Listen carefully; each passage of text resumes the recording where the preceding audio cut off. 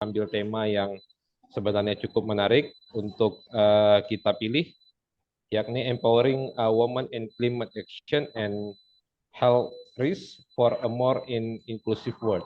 Jadi tema ini sengaja kita pilih dalam upaya kita memperingati Hari Wanita Sedunia yang jatuh pada tanggal 8 Maret 2024. Yang insya Allah pada knowledge sharing session kita pada hari ini akan disampaikan oleh 3 orang narasumber dan Wonder Woman yang luar biasa nih ya. Yang pertama ada Ibu Bai Hajar Tualeka, beliau saat ini seorang aktivis pimpin Yayasan 8 Maluku. Ada Ibu Min Agisti, beliau saat ini menjabat sebagai pimpinan di Himpunan Wanita Disabilitas Indonesia. Dan juga ada Sri Kandi Aceh nih, Ibu Soraya Kamaruzaman, yang beliau saat ini menjabat sebagai Presidium Balai Syura Urung Inong Aceh. Ya.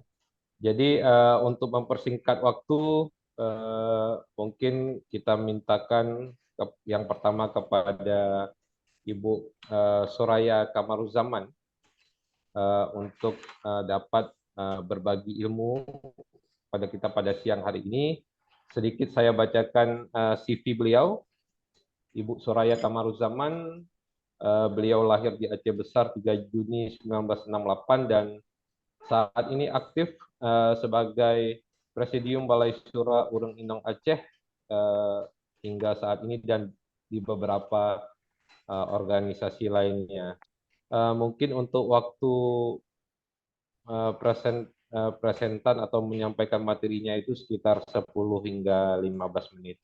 Kepada Ibu Soraya, waktu dan tempat kami silakan.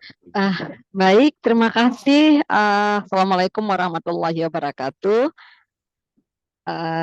Suara saya bisa didengar? Ya, jelas Ibu. Ya, jelas Ibu.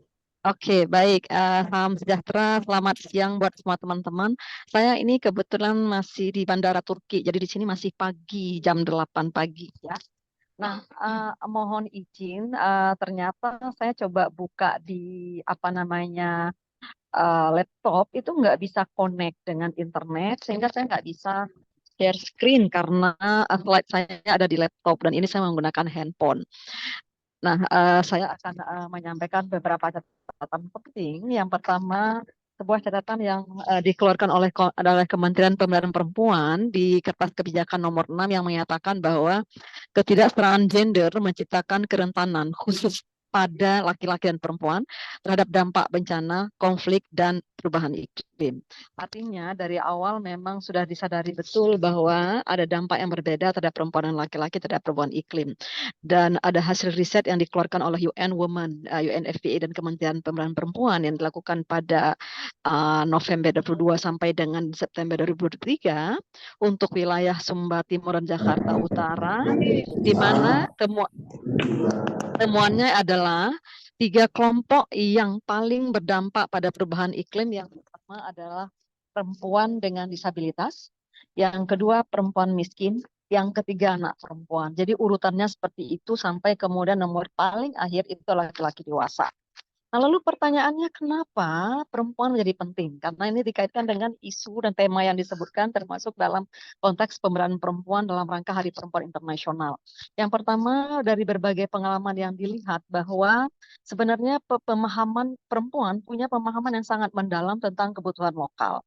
Dan ini sebenarnya ada besar kaitannya dengan karena peran domestik yang dilakukan oleh perempuan terkait dengan mengurus rumah tangga, mengurus anak, memastikan ketersediaan makanan lain yang akhirnya membuat mereka menjadi mau nggak mau belajar dan kemudian beradaptasi dengan situasi yang membuat mereka menjadi paham terhadap konteks lokal, baik tantangan lingkungan dan kesehatan yang dihadapi oleh keluarga dan komunitas.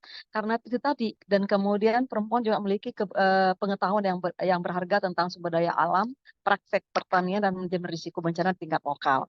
Ini semua kaitannya karena peran yang mereka mainkan karena bertanggung jawab terhadap urusan keluarga secara domestik. Jadi ketika ada pembagian peran yang terpisah antara perempuan laki-laki dan pengalaman yang panjang, akhirnya membuat perempuan memiliki kemampuan itu. Yang kedua, perempuan juga sering menjadi penjaga pengetahuan tradisional yang itu penting untuk lingkungan dan kesehatan. Mereka juga bisa mengamati perubahan iklim secara langsung dan mempraktekkan praktek tradisional yang berkontribusi pada adaptasi dan perubahan lingkungan. Nah, memang kemudian pengetahuan dan pengalaman ini jarang diakui. Nah, ini yang jadi catatan pentingnya ya. Padahal nanti saya akan tunjukkan bagaimana riset kami yang menunjukkan hal tersebut. Kemudian karena peran utama rangsangan keluarga tadi itu dan karena mereka kemudian sering bertanggung jawab terhadap kesehatan keluarga, kesehatan menjadi salah satu yang menjadi concern perempuan dan ini akan besar sekali pengaruhnya tentang keterlibatan mereka dalam aksi iklim dan mitigasi risiko kesehatan yang membawa dampak langsung kepada kesejahteraan keluarga dan komunitas. Nah, selain itu, kenapa perempuan penting? Soal keadaan gender inklusivitas. Memperkuat peran perempuan dalam aksi iklim dan kesehatan juga merupakan langkah penting dalam mencapai keadaan gender dan inklusivitas, termasuk mengakui kontribusi perempuan dalam pemberdayaan. Nah, ini saya ingin tunjukkan bahwa asesmen dilakukan oleh WWF dan Balai Syura terkait gender dan inklusi sosial menunjukkan masih banyak kesenjangan gender yang terjadi pada bidang sumber daya alam terkait dengan climate, water, food security, dan biodiversity. Nah, dari riset kita menunjukkan bahwa perempuan itu hanya dilibatkan dalam program-program pemerintah. Pertama, perempuan hampir tidak pernah terlibat dalam perencanaan, tidak terlibat dalam pelaksanaan dan monitoring. Perempuan, ini kami melakukan riset di 8 kabupaten kota. Perempuan hanya terlibat dalam program-program yang bersifat volunteerisme atau berbiaya murah. Misalnya, ketika ada upaya menanam mangrove, lalu itu ada biaya. Nah, itu dan biaya sangat murah, di situ perempuan terlibat. Nah, ini yang kemudian akan menimbulkan persoalan cukup serius ya, di mana kemudian akan berdampak pada kurang maksimalnya capaian pembangunan sumber daya alam. Jadi perempuan dan kelompok rentan itu masih sangat sering berperan sebagai pelaksana teknis ataupun relawan dan tidak terlibat dalam proses pengambilan keputusan. Nah, ini riset yang kami lakukan di 8 kabupaten kota yang dilakukan oleh perempuan oleh Balai Syura dan WWF. Nah, yang kemudian 2 tahun yang lalu saya bersama teman-teman di Pusat Riset Perubahan Iklim Universitas Gadjah Kuala juga melakukan riset terkait dengan dampak perubahan iklim terkait dengan terhadap petani di Aceh Besar. Nah, kami juga menemukan hal yang sama di mana kemudian informasi terkait dengan perubahan iklim juga hampir tidak pernah didapatkan oleh perempuan. Nah, pertanyaannya apa dampak perubahan iklim pada kesehatan? Yang pertama soal penyakit menular. Perubahan iklim itu akan mempengaruhi penyebaran penyakit menular seperti malaria, demam berdarah, diare akibat perubahan pola hujan dan suhu. Kemudian contoh peningkatan suhu global dapat mempercepat siklus perkembangbiakan nyamuk yang membawa virus malaria, meningkatkan risiko penyakit ini pada populasi dan semuanya tidak terpapar. Dan menurut WHO, setiap tahunnya ada sekitar 150.000 kematian yang terjadi akibat perubahan iklim yang mempengaruhi kesehatan. Nah, bayangkan kalau konteks Indonesia, di mana kemudian peran domestik dalam mengelola rumah tangga sering hanya dibebankan kepada perempuan, dan ketika kemudian isu-isu perubahan iklim perempuan tidak mendapat akses untuk informasi lebih baik, maka dampaknya akan sangat buruk sebenarnya. Kemudian untuk selain soal kesehatan terkait dengan kestabilan pangan. Nah, perubahan iklim juga mempengaruhi produksi pangan dan merubah pola hujan, suhu, dan keberadaan hama dan penyakit tanaman. Nah, ini juga kami temukan ketika kami melakukan riset 2 tahun yang lalu di Aceh Besar. Pola pertama, suhu meningkat. Kami mengambil data 30 tahun terakhir ya, itu ada peningkatan suhu yang luar biasa dari 26,8 derajat Celcius di 30 tahun yang lalu yang berubah sampai sekarang data yang tersedia itu sampai hampir 29. Sementara sehari-hari kalau kita lihat Google itu sampai 32 dengan feel 37. Dan ini ternyata mempengaruhi pola curah hujan, kemudian mempengaruhi dan kemudian mengalami kekeringan yang luar biasa ketika musim panas dan banjir ketika hujan dan berdampak kepada panen, kegagalan panen. Dan kemudian kegagalan panen yang akhirnya menimbulkan risiko terkait dengan kekurangan gizi, malnutrisi, dan masalah kesehatan kronis terkait dengan nutrisi di komunitas yang berpengaruh. Nah, kami juga menemukan di situ juga menemukan beberapa jenis hama baru yang sebelumnya belum ditemukan. Nah, ketika masalah pangan menjadi problem, itu akan terkait juga dengan kesehatan. Lagi-lagi kita bisa melihat bahwa di pertanian tamat yang besar itu perempuan banyak sekali ke sawah dan laki-lakinya banyak di warung kopi. Nah, jadi ini ya. Kemudian sistemnya bersih. Nah, ini juga menjadi problem terkait dengan kesehatan, meningkatnya risiko kekurangan air dan penyakit terkait air seperti diare dan kolera. WHO memperkirakan sekitar 2 miliar orang di seluruh dunia mengalami masalah dengan sumber air yang aman dan bersih. Nah, ini terjadi di Subun Ayu dan beberapa daerah dampingan Solidaritas Perempuan. Kebetulan saya juga anggota di sana. Ketika kami melakukan pertemuan dengan masyarakat akibat pabrik semen yang mengambil batu kapur yang dari tempat sumber air, desa seputar mengalami kekurangan air dan dampaknya yang terjadi adalah peran domestik perempuan bertambah karena mereka yang harus menunggu menampung air tengah malam dan seterusnya, termasuk akan advokasi. Dan ketika kami melakukan pertemuan, beberapa perempuan menyampaikan mereka mengalami perubahan siklus menstruasi karena beban fisik dan juga pendarahan. Nah, ini disampaikan oleh beberapa ibu-ibu yang kita temukan ketika melakukan penguatan kelompok di desa-desa di sekitar pabrik semen. Nah, kemudian bencana alam. Nah, perubahan iklim juga kemudian meningkatkan frekuensi dan intensitas bencana alam seperti banjir, kekeringan, dan seterusnya. Dan itu juga meningkatkan risiko kesehatan. Nah, dan juga beban domestik perempuan berlebih. Misalnya di salah satu dampingan Balai Syura di daerah Luk Sukun, ini yang sebelumnya mereka setiap tahun rata-rata 2-3 kali banjir, sekarang beberapa tahun terakhir sampai 7 kali banjir dalam setahun. Akibatnya beban perempuan menjadi luar biasa. Selain mengurus bolak-balik mereka mengungsi, mengurus packing barang dan mengungsi, mengurus anak yang kemudian karena banjirnya bisa seminggu ketahan air di desa, yang mengakibatkan beban domestik perempuan bertambah dan kemudian itu mempengaruhi kesehatan. Jadi ini menjadi beberapa catatan yang sangat penting kaitannya antara perempuan dan kesehatan. Lalu pertanyaannya, apa peran kunci perempuan? Nah, pertama bisa dilihat bahwa terkait dengan pertanian berkelanjutan, karena sering sekali, terutama di beberapa daerah di Aceh itu peran perempuan di pertanian itu besar sekali. Mayoritas kalau dulu waktu saya kecil, saya ke sawah, itu hanya beberapa rumah kami dan beberapa rumah lain yang laki-laki terlibat. Selebihnya hanya perempuan dan laki-laki banyak hanya mengurus membersihkan pematang sawah, sisanya dikerjakan oleh perempuan. Nah, jadi kemudian pendidikan dan kesadaran. Nah, perempuan merupakan sebenarnya kalau dilihat termasuk pengalaman yang kita lihat di desa dampingan Balai Syura terkait dengan mitigasi daerah, mitigasi terkait dengan konflik Gaza, itu rata-rata yang memberikan pendidikan penyadaran kepada anak-anak menjelang tidur melalui dong itu ibu-ibu. Sehingga penting sekali perempuan itu mendapat akses informasi yang cukup kuat terkait dengan isu perubahan iklim dan dampaknya, karena mereka yang akan menurunkan kepada keluarga informasi tersebut. Serta kemudian jika perempuan bisa dilibatkan dalam proses pengambilan keputusan terkait lingkungan kesehatan, itu menjadi kunci sebenarnya untuk memastikan bahwa kebijakan dan program yang diimplementasikan itu akan inklusif, berkelanjutan, dan mengakomodir kebutuhan seluruh keluarga dan komunitas, karena alasan yang saya sampaikan tadi.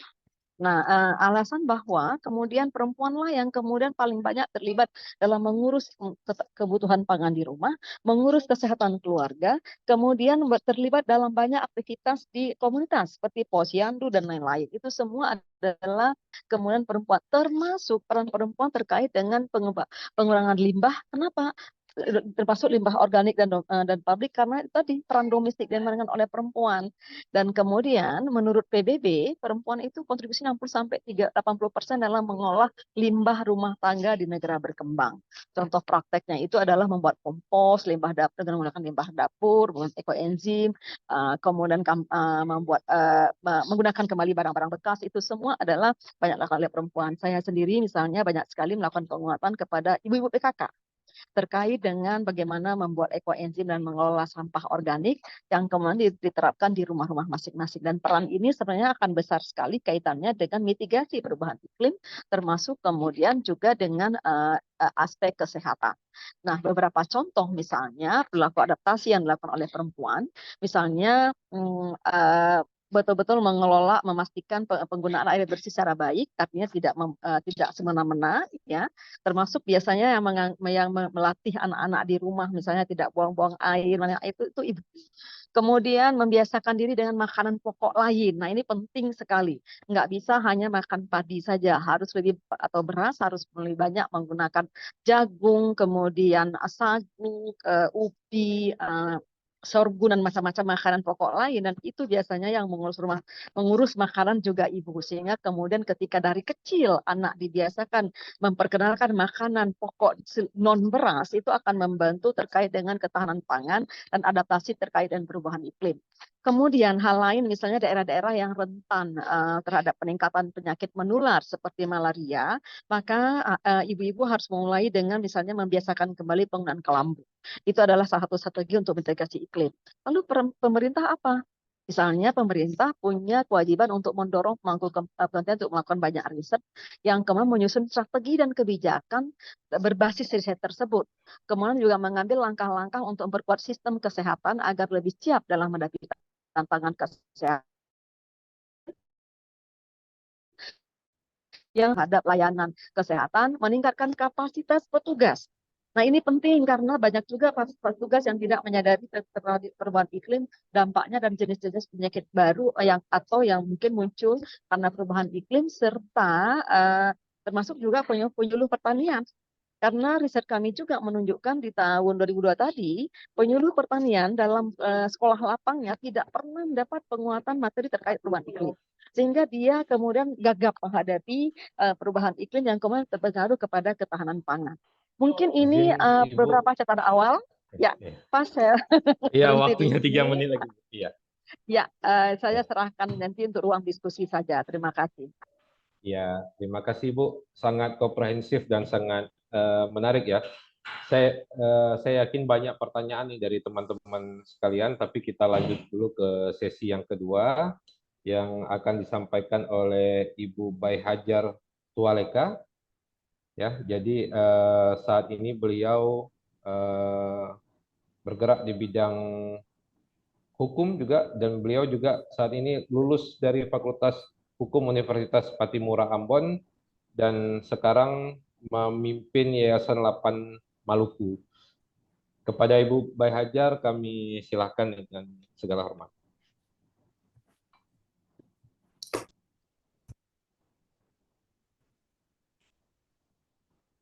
Halo. Hai, Bai. Ya, Ya, halo Kak Ibu. Ayah. Silakan Ibu. Ya, nanti saya bisa dibantu ini ya untuk share materinya ya.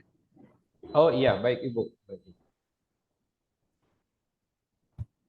Ya, selamat siang, salam sehat buat kita semua. Sebenarnya kalau dilihat dari materi saya ini tidak beda-beda jauh dengan apa yang tadi sudah di-sharing oleh Kak Ayah.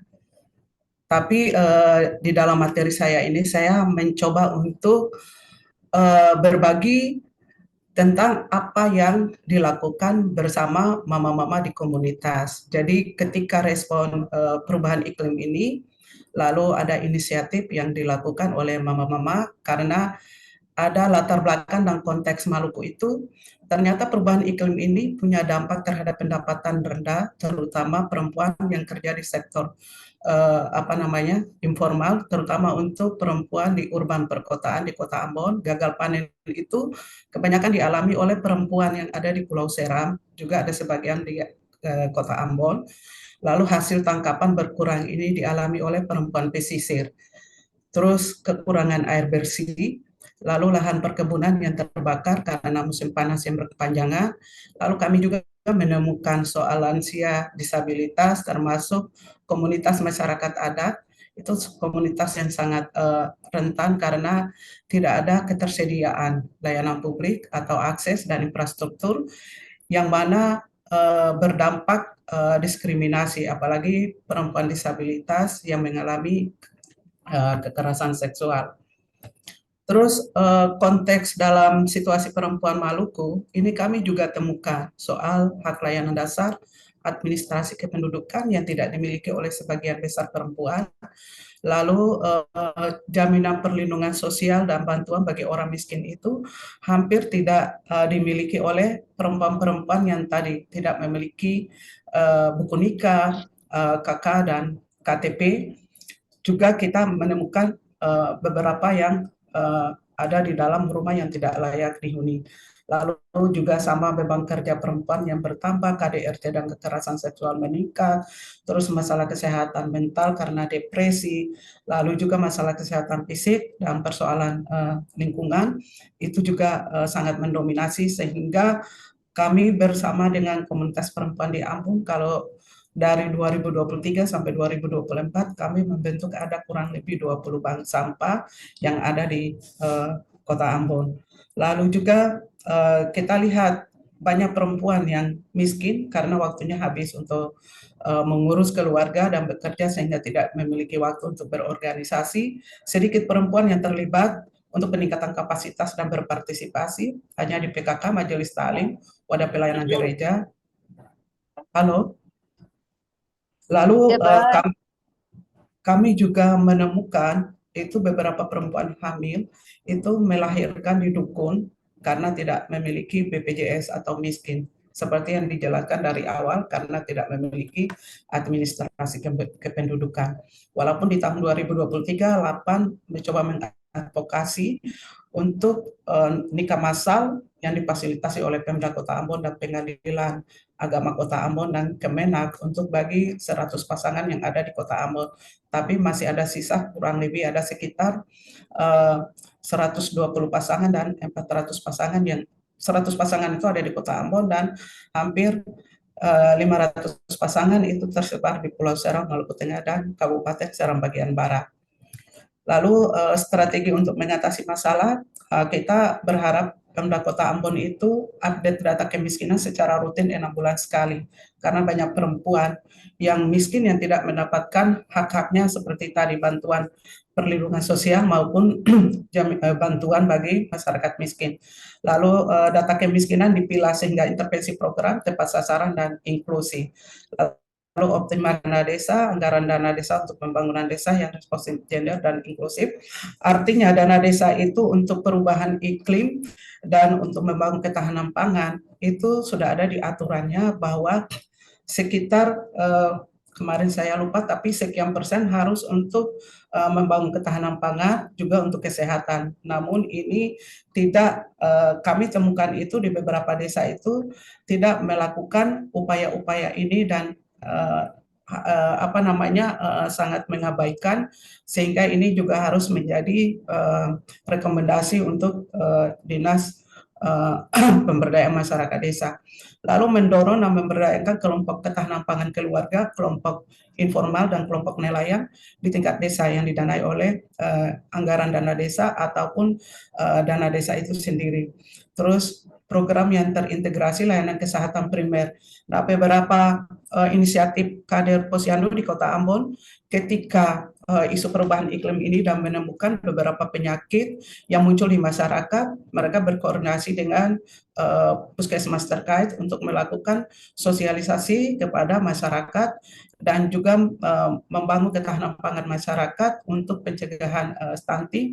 Lalu juga kita banyak mendorong bank sampah komunitas ini juga untuk melakukan pilah-pilah sampah untuk penimbangan sampah organik dan non organik, yang juga sampah organik dibikin untuk ekoenzim dan pupuk organik, yang mana pupuk ekoenzim itu tidak dijual tapi juga untuk menyuburkan tanah. Selain itu juga kami membentuk beberapa rumah terapi untuk menangani masalah-masalah kesehatan mental dan sakit fisik yang dialami oleh masyarakat karena tidak bisa mengakses layanan kesehatan dasar, terutama kesehatan primer karena tidak memiliki BPJS tadi. Lalu juga kita juga bekerja sama lintas sektor untuk juga merespon ketahanan pangan ini dengan koordinasi dengan Dinas Kesehatan, koordinasi dengan Dinas Ketahanan Pangan, juga dengan Dinas Lingkungan Hidup untuk bagaimana melihat persoalan perubahan iklim ini, bagian yang harus dilakukan secara bersama-sama untuk mengatasi persoalan-persoalan yang dihadapi oleh perempuan.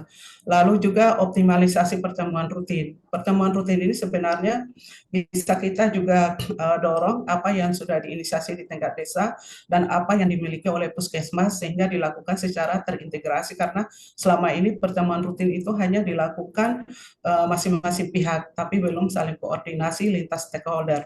Terus penguatan dan pengorganisasian perempuan dalam semua aspek untuk memahami hak-hak dan advokasi, artinya untuk mendorong keberlanjutan, maka penguatan dan mendorong peningkatan kapasitas ini sehingga gerakan ini terus berkelanjutan dilakukan dan bisa diinisiasi di beberapa komunitas lainnya. Untuk promosi gender dan inklusi sosial, ini kita fokus pada hak-hak kebutuhan kelompok yang paling terpinggirkan kami banyak temukan perempuan dan kaum miskin, terutama untuk daerah perkotaan termasuk anak muda, itu hampir tidak memiliki akses sama sekali dan dilibatkan ke dalam partisipasi setiap kegiatan di tingkat desa. Lalu juga keterlibatan perempuan dalam membuat keputusan. Walaupun dalam musrembang desa itu perempuan dilibatkan, tapi tidak diberikan kesempatan untuk perempuan memberikan ide-ide ataupun kepentingan yang dialami untuk diusulkan dan direncanakan dalam perencanaan desa. Lalu mendorong partisipasi perempuan dalam program dan pembangunan desa ataupun negeri ini, kita berharap ini harus direncanakan di tingkat desa, karena memang akses yang sangat mudah dan tersedia anggaran itu adalah di tingkat desa. Lalu mendapatkan manfaat dari pembangunan yang adil bagi seluruh kelompok, termasuk bagaimana mendorong keterlibatan forum desa, termasuk dalam membuat keputusan, perencanaan, pengawasan, dan penilaian, dan kita berharap dalam merespon dampak dari perubahan iklim ini. Untuk kita juga berharap ketika kita bicara perubahan iklim, memang kita juga harus mendorong bagaimana peningkatan kapasitas perempuan.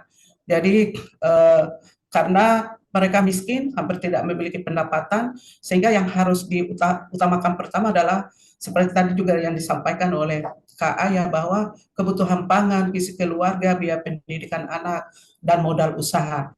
Artinya ketika perempuan memiliki ini, kita juga bisa mendorong untuk juga mengadvokasi dan juga bisa beradaptasi dengan situasi perubahan iklim yang terus punya dampak sangat merugikan perempuan. Lalu kemampuan untuk mengurangi beban mengurus rumah tangga, lalu mementingkan keluarga. Perempuan sering lebih mementingkan kepentingan keluarga, terus memiliki sedikit waktu untuk mengembangkan diri. Lalu bagaimana kita merubah relasi untuk merubah kondisi perempuan. Nah, rekomendasi yang kita usulkan di sini adalah melakukan pemetaan dan update secara berkala data kemiskinan dan program yang afirmasi khusus bagi perempuan dan kelompok rentan. Lalu juga menyediakan akses dan informasi terkait layanan dasar. Terus juga optimalisasi dana desa, karena di dalam dana desa ini kita melihat banyak hal yang harusnya dilakukan di tingkat desa untuk merespon perubahan iklim ini, termasuk juga bicara soal mitigasi bencana, lalu pelestarian lingkungan yang berkelanjutan, lalu juga bagaimana tingkat desa pun juga merespon setiap informasi penyakit yang muncul ketika perubahan iklim itu terjadi. Seperti kalau di Ambon itu kan kemarin itu diare, terus juga gatal-gatal, lalu juga sarampa. Sarampa itu adalah campak yang banyak dialami oleh anak-anak. Nah, ini justru yang melakukan upaya untuk mendorong sosialisasi oleh pihak kesehatan itu adalah komunitas. Nah, desa hampir luput dan tidak melakukan apa-apa dalam upaya merespon perubahan iklim ini. Lalu juga inisiasi dan memfasilitasi pertemuan rutin dengan melibatkan multi pihak. Artinya persoalan perubahan iklim ini adalah persoalan bersama dengan melibatkan semua pihak yang ada di komunitas, di tingkat pemerintah desa, tingkat pemerintah kabupaten kota, dan itu tidak hanya kita bicara adalah kepentingan dinas kesehatan ataupun kepentingan dinas pertanian ataupun kepentingan dinas lingkungan hidup, tapi kita melibatkan semua pihak termasuk tokoh agama ataupun tokoh adat juga kita libatkan karena ini menyangkut persoalan kita secara bersama-sama.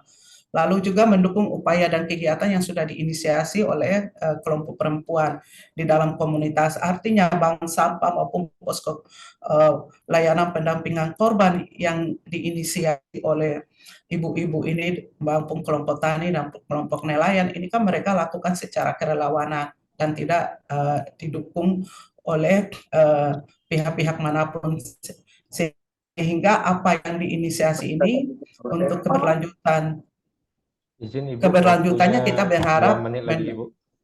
mendapatkan dukungan dari semua pihak. Terima kasih, memang sudah selesai.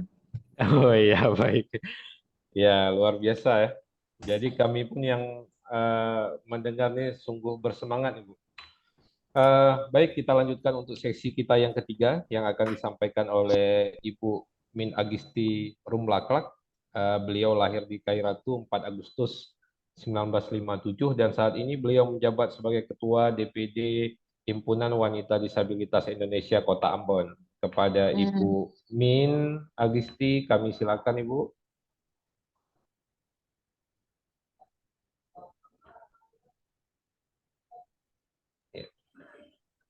Ya, suara saya didengar? Jelas Ibu. Ya, baik, terima kasih. Assalamualaikum warahmatullahi wabarakatuh. Salam sejahtera untuk kita semua.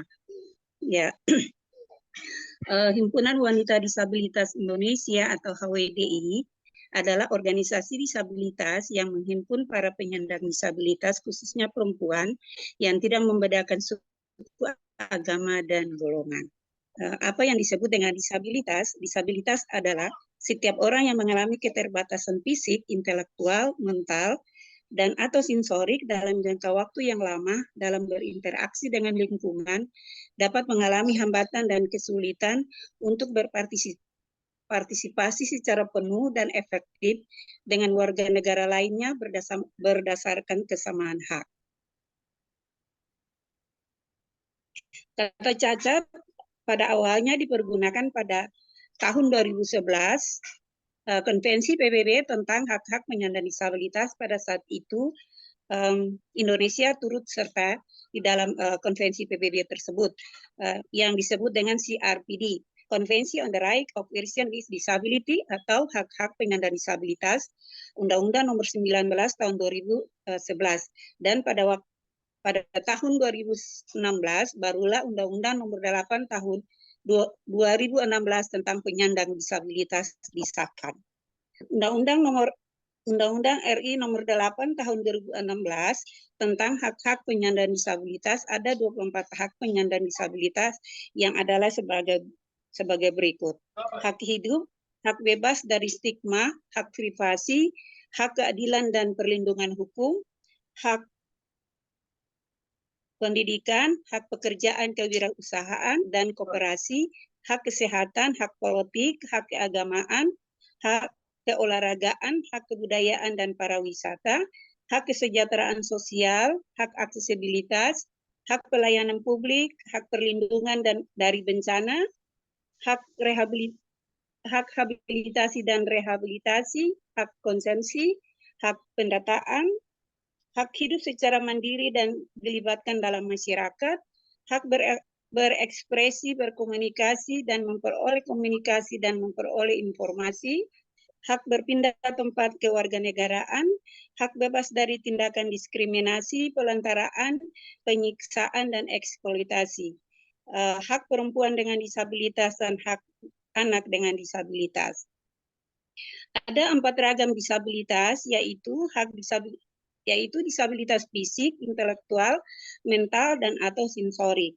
Disabilitas fisik seperti kaki, tangan, lumpuh layu. Intelektual itu pikirannya di bawah rata-rata. Mental itu yang dikenal dengan OGDJ atau orang dengan gangguan jiwa. Sedangkan sensorik ada dua bagian, sensorik pendengaran yaitu disebut rungu bicara atau tuli, dan sensorik penglihatan yang disebut buta atau netra. Di dunia ini tidak ada seorang pun manusia yang ingin hidupnya menjadi disabilitas. Disabilitas bisa terjadi karena ada 4 faktor. Pertama, dari lahir, kedua, penyakit, ketiga, kecelakaan kerja atau lalu lintas, 4, kecelakaan bencana alam. Undang-Undang RI nomor 8 tahun 2016 mengatakan perempuan dengan disabilitas memiliki hak kesehatan, reproduksi, menerima atau menolak penggunaan alat kontrasepsi. Perempuan disabilitas mendapat perlindungan lebih dari perlakuan diskriminasi berlapis, mendapatkan perlindungan lebih dari tindakan kekerasan, termasuk kekerasan eksploitasi seksual. Pada pandangan umum, masyarakat menganggap perempuan disabilitas tidak mampu, beban untuk keluarga. Pandangan mereka itu adalah salah sama sekali. Justru perempuan disabilitas sangat mampu menghadapi situasi-situasi seperti perubahan iklim dan bencana-bencana lainnya, walaupun dengan keterbatasan, namun mereka mampu berdaya dan memberdayakan sesama perempuan dengan disabilitas dalam aksi iklim yang tidak menentu atau perubahan iklim. Mereka dapat menghidupkan keluarganya. Sekarang di kota Ambon mengalami kekeringan akibat panas terus-menerus. Dalam situasi tersebut, perempuan disabilitas juga mengalami risiko kesehatan. Namun semuanya dapat diatasi dengan baik karena mereka memiliki BPJS Kesehatan sehingga membantu mereka berobat ke puskesmas. Perempuan disabilitas memerlukan pendamping ketika perempuan disabilitas hendak bepergian keluar daerah. Karakteristik pendamping yang dimiliki adalah sebagai berikut: 1, sabar, 2, bertanggung jawab, 3, berpengetahuan atau mempunyai skill, 4, empati, dan 5, menjaga rahasia, dan 6, tidak diskriminasi. Perempuan disabilitas adalah tulang punggung keluarga mencari nafkah dan menyekolahkan anak-anak mereka. Perempuan disabilitas sanggup menjalaninya dan memperjuangkan hak-hak penyandang disabilitas agar mereka tidak hidup bersama dengan perempuan setara dengan perempuan non-disabilitas dan tidak ada perbedaan. Terima kasih.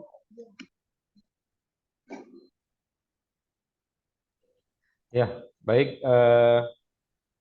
Waktunya memang masih ada, tapi kita bisa luangkan sedikit lebih banyak waktu nanti untuk sesi diskusi. Ya, Mohon kita berikan reaction applause ya untuk ketiga narasumber kita, Wonder Woman yang pada hari ini luar biasa menampilkan peran wanita terkait dengan dampak perubahan iklim.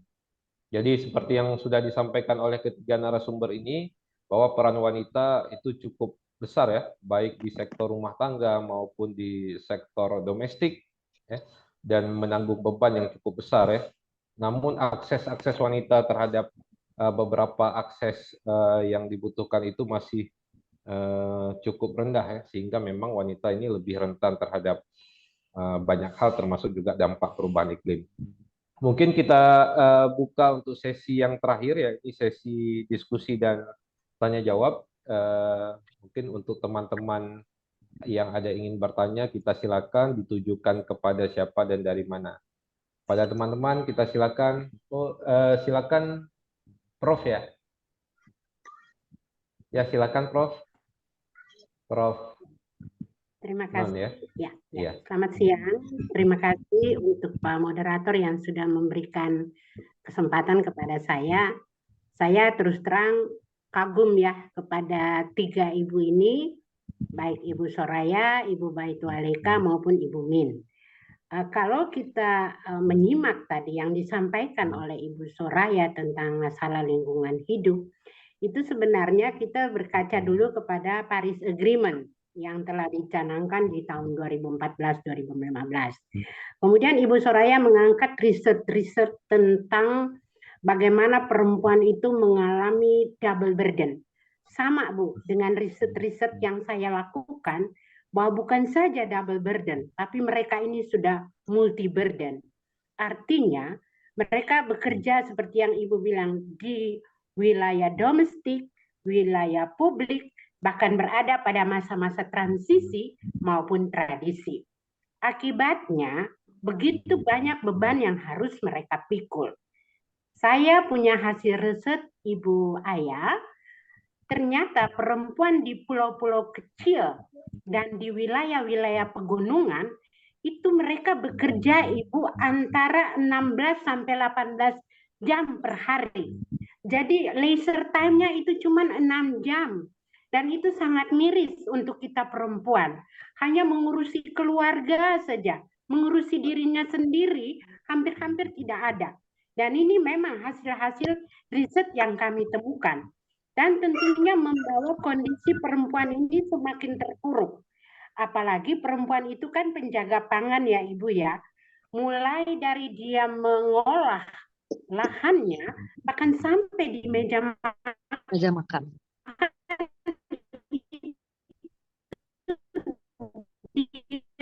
punya tanggung jawab.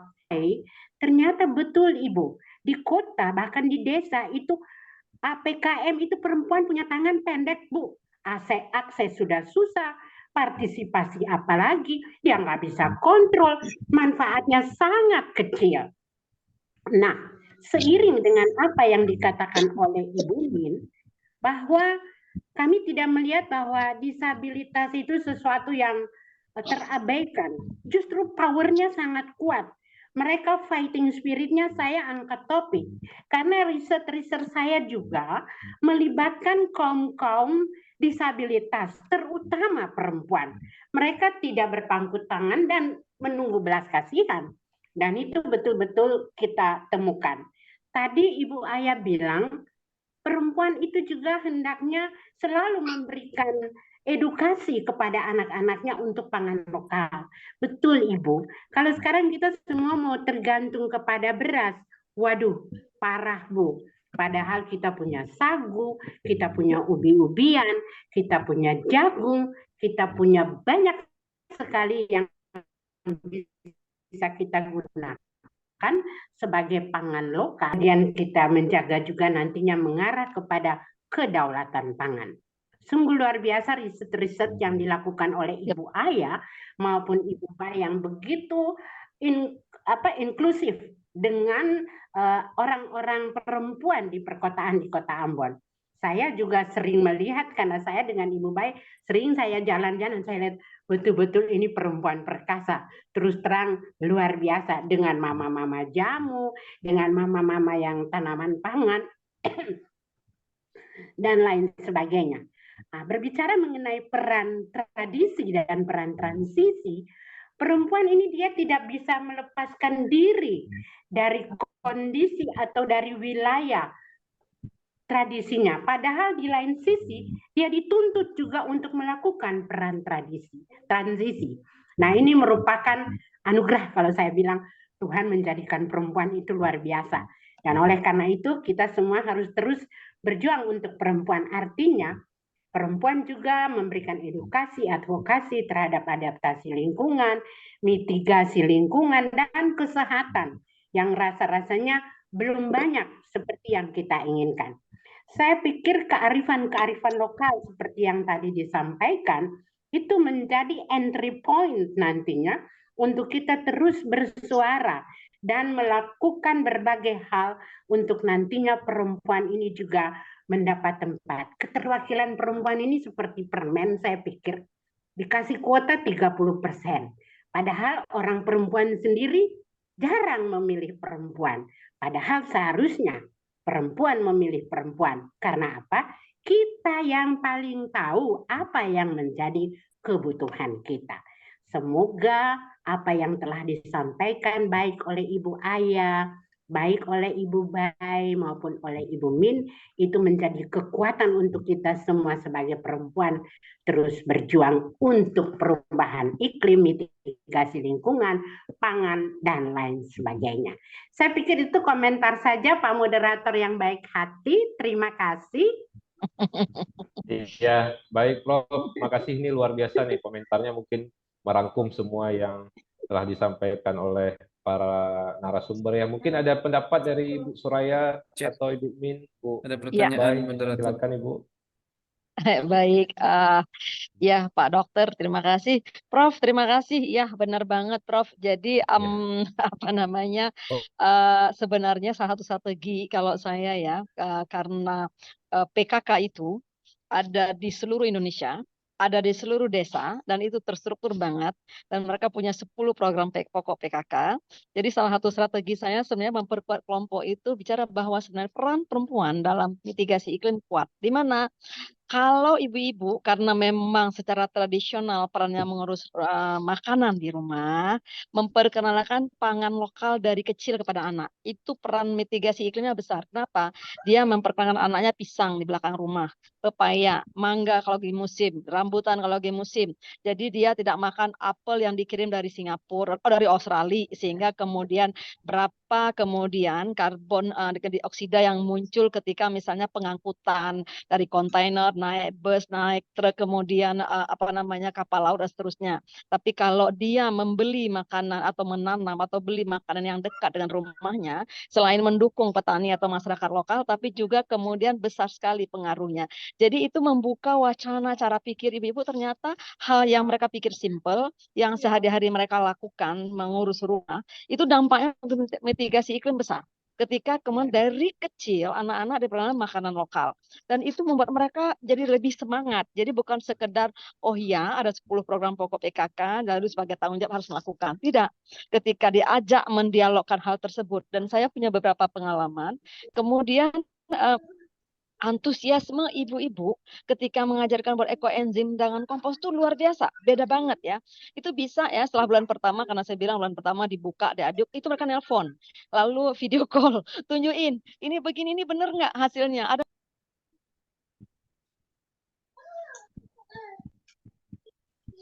Maaf Ibu Soraya, termut sepertinya Bu. Ibu Soraya. Ibu, suaranya termut Bu. Suaranya Termut Bu Soraya. Ibu Aya. Aduh. Ibu Aya, suaranya termut Ibu. Iya, mungkin Arifin bisa bantu ini.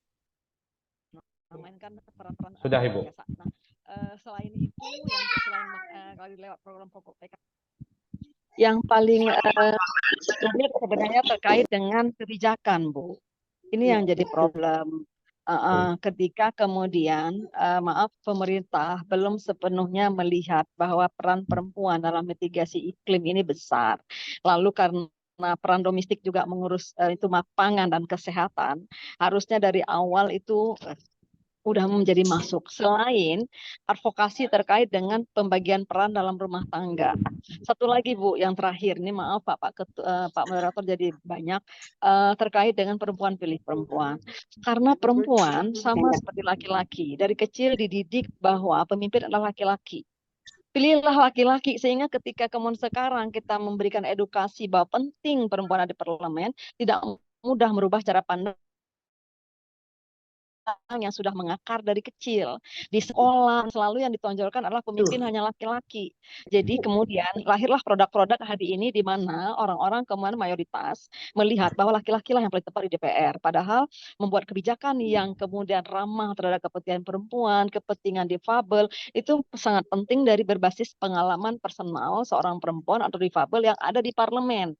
Nah, ini yang menjadi PR kita semua sebenarnya untuk mendorong supaya kemudian perempuan juga terpilih untuk memastikan kebijakan-kebijakan yang keluar akan punya responsif gender dan adil kepada teman-teman difabel.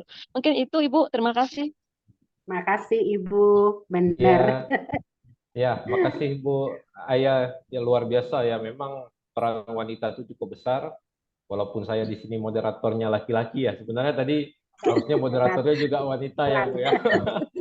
Ya, Tak jadi apa-apa. walaupun saya laki-laki, saya juga lahir dari rahim seorang wanita, Ibu. Ya, ya, Betul. jadi luar biasa wanita. Ibu, ini ada satu pertanyaan lagi nih di chat box kita. Mungkin bisa dibantu jawab nanti. Adakah praktik yang baik yang sudah pernah dilakukan dan berhasil dalam advokasi memasukkan nomenklatur perubahan iklim atau kebencanaan pada dana desa terkait dengan kesehatan, dan apakah nomenklatur harus eksplisit berbunyi perubahan iklim atau kebencanaan, atau bisa saja dalam nomenklatur yang lain yang secara tidak langsung berhubungan dengan perubahan iklim? Mungkin ada yang punya pengalaman, Bu Aya, Ibu Min, atau Ibu Baik, kita silakan Bu memberikan pendapatnya. Siapa duluan? Ya, Ibu Aya boleh. Bu Aya. Ya, Saya tidak punya pengalaman dalam hal ini, hanya ya. kemudian pernah membantu wali kota Langsa dalam buat perwal ya, tapi lebih banyak kaitannya dengan desa proklim. Dan di situ memasukkan kebijakan yang memang dalam kebijakan perwalnya itu harus responsif gender untuk perubahan iklim, untuk mendorong desa proklim. Nah, ketika mendorong desa proklim, sebenarnya salah satu isu yang masuk adalah isu ketersediaan anggaran desa untuk isu-isu ini. Iya. Nah, jadi ini ya. Cuman saya melihat pengalaman yang sangat baik di Makassar.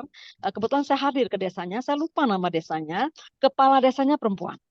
Nah, kepala desanya perempuan, dan kemudian tahun pertama sebelum beliau jadi kepala desa, desa itu setiap tahun banjir. Setiap tahun banjir. Jadi kemudian yang pertama, jadi beliau ketika jadi kepala desa pertama yang mendorong desa proklim, sehingga perencanaan programnya, anggarannya semuanya diusulkan ke sana. Dan kemudian 3 tahun beliau jadi kepala desa, tahun ketiga tuh udah nggak banjir. Jadi mulai membentuk tim. Jadi struktur tim dibentuk tim di desa proklimnya itu, desa tangguh bencana itu, di strukturnya itu banyak perempuan. Mereka mendapat pelatihan, mulai kemudian membangun bangunan yang juga mempertimbangkan soal kebencanaan, dan kemudian mulai mereka membersihkan solokan. Jadi terstruktur banget. Dan itu ada alokasi dananya. Jadi kami berkunjung ke desa itu, cuman saya lupa desa itu 2 tahun yang lalu, untuk melihat praktek baik. Dan itu menarik. Yang terlibat di situ mayoritas semuanya 90% perempuan. Termasuk tim tangguh bencananya perempuan. Kemudian mereka punya perencanaan dan punya alokasi anggaran, dan kemudian sampai karena desa itu dekat dengan ada sebuah saluran air yang cukup besar, dan itu yang sering bikin banjir, mereka menggali, membersihkan, sampai akhirnya tahun berikutnya mereka berhasil advokasi dapat anggaran nasional, supaya karena pernah dilakukan dari dana desa dan oleh masyarakat desa, akhirnya mereka dapat dana secara provinsi dan nasional, sehingga kemudian saluran air itu didalamkan, endapan-endapannya itu diangkat, dan kemudian mereka juga membuat ketahanan pangan, halaman-halaman rumahnya nanam sayur dan segala macam. Dan itu kali-kali penanganan tim tangguh bencana semuanya perempuan. Sangat sedikit laki-laki yang terlibat. Iya, baik. Mungkin ada pendapat dari Ibu Min. Ibu, silakan. Oh iya, baik, terima kasih. Kalau kami dari HWDI, kami sudah ada kerjasamanya kami, tapi memang belum terlaksana. Tapi itu sudah dalam program kami untuk desa tangguh bencana. Bagaimana caranya itu desa untuk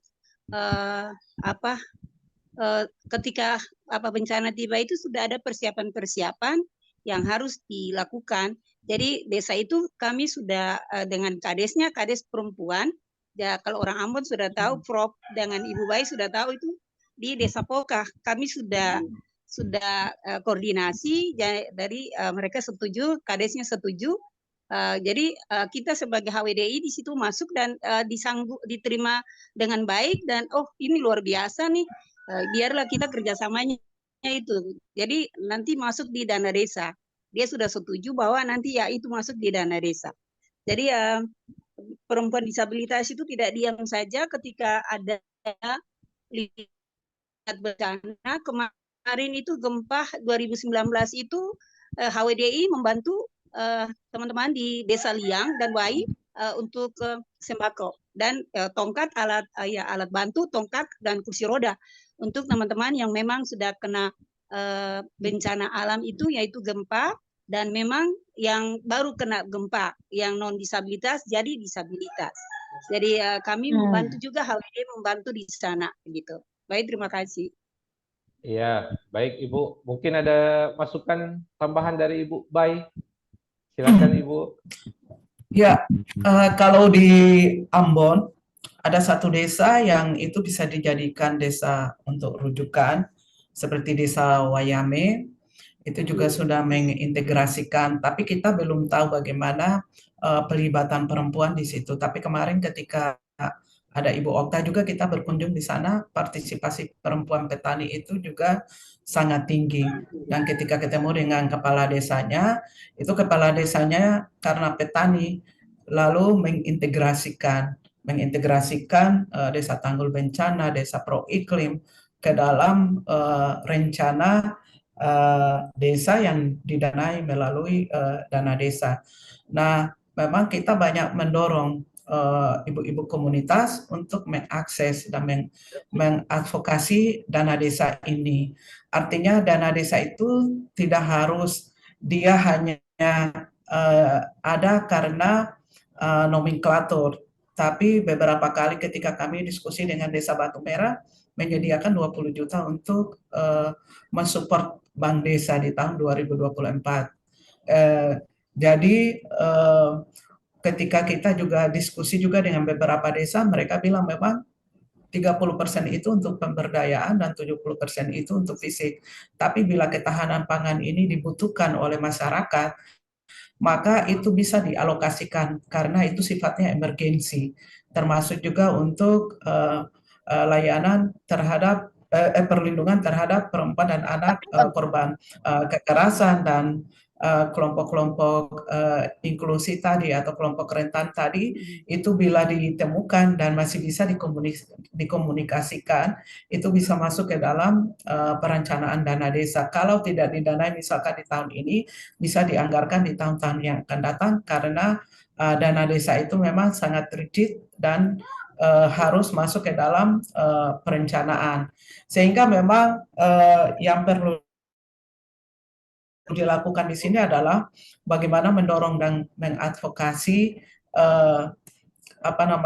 dana desa ini untuk juga melihat kebutuhan perempuan, termasuk juga melihat dampak daripada perubahan iklim ini.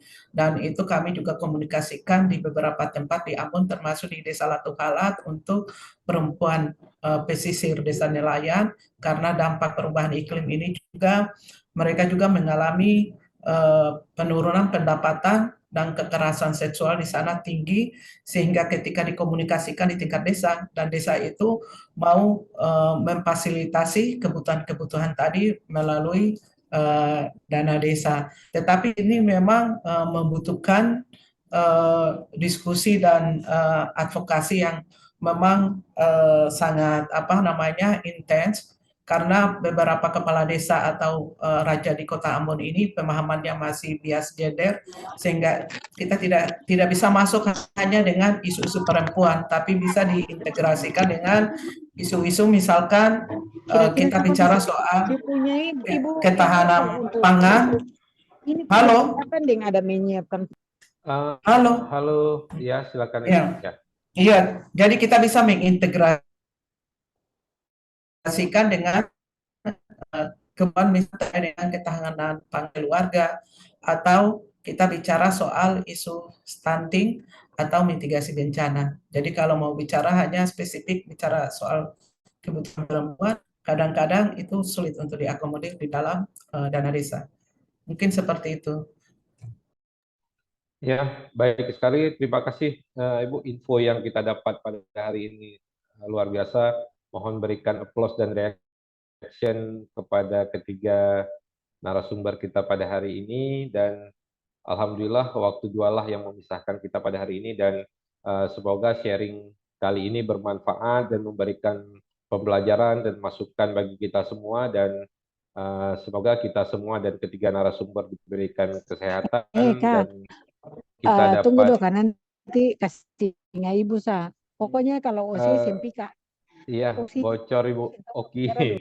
Bu Oki, bocor Bu Oki. Ya, jadi semoga kita semua diberikan kesehatan dan ketiga narasumber juga diberikan kesehatan sehingga kita dapat bertemu kembali pada knowledge sharing session yang akan datang, dan bahkan mungkin bisa bertemu Jangan lupa secara langsung ya, dokumentasi, tidak lagi bertemu secara Pak Moderator.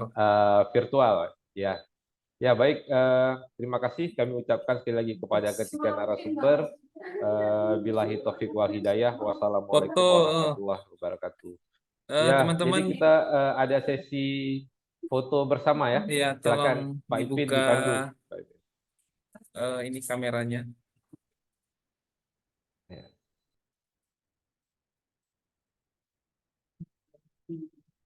Oke, terima Baik, kasih Bapak Ibu yang telah silakan membuka ya. kameranya. Ya. Di hitungan ketiga nanti saya screenshot. Ada 2 slide. Oke, 1, 2, 3.